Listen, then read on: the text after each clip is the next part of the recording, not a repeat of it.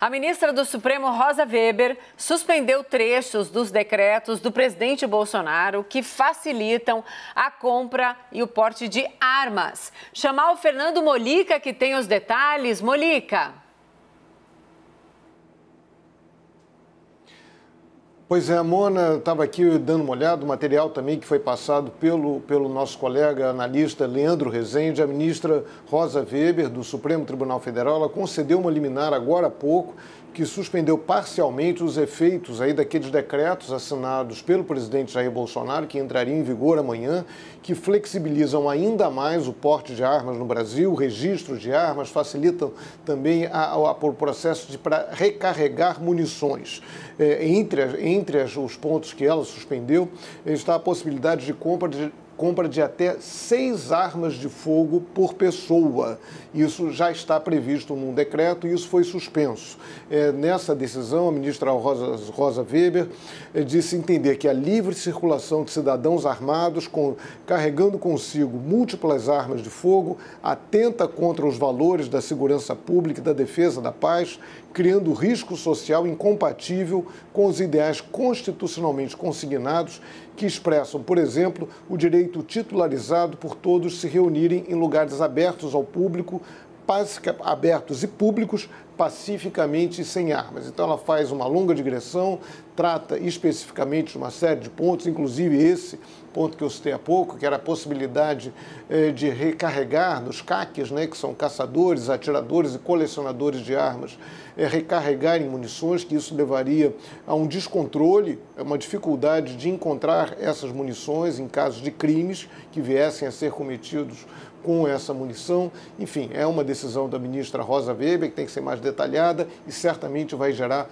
mais um polo de briga entre o presidente Bolsonaro e o Supremo Tribunal Federal. Exatamente, como eu disse, é isso, é mais um ponto de tensionamento.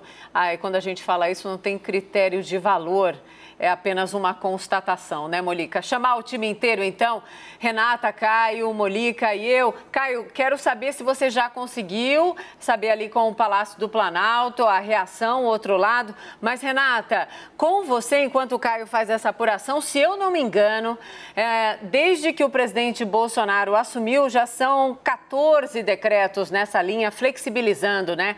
Facilitando o porte e o acesso às armas no nosso país. E, claro, bandeira de campanha, assunto caríssimo para o bolsonarismo em geral. E assunto esse que o presidente Bolsonaro estava tratando com toda prioridade desde o minuto 1 do governo. Renata? Mona, perfeito você trazer isso, porque a ministra Rosa Weber, ela se dedica em determinado momento a fazer essa cronologia. No dia 15 de janeiro de 2019, o presidente recém-eleito, diz a ministra, publica o primeiro decreto, o primeiro de uma série de decretos presidenciais que modificaram a Política Nacional de Armas até então vigente. Rosa Weber, então, vai descrevendo essas alterações até se debruçar sobre os decretos mais recentes, esses de fevereiro, e que são, então, motivo dessa ação.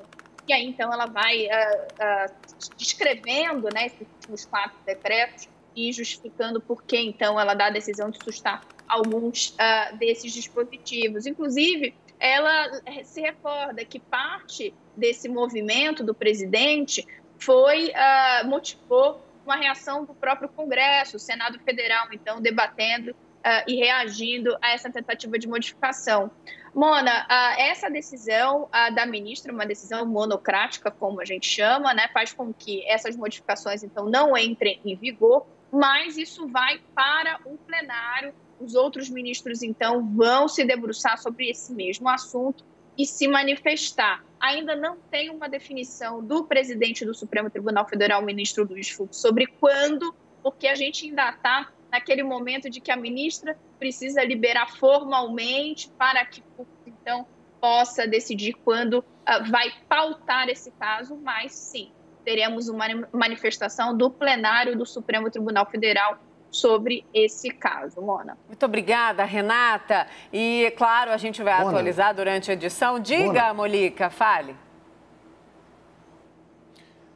É só para dizer que essa decisão da ministra Rosa Weber, mais uma vez, surge no vácuo do Congresso Nacional. No último dia 8 ia ser votado o decreto legislativo que anulava decisões, decretos do presidente Jair Bolsonaro, só que essa votação, esse projeto acabou sendo retirado de pauta pelo presidente do Senado, Rodrigo Pacheco, que acabou gerando muita discussão, muita reclamação da oposição.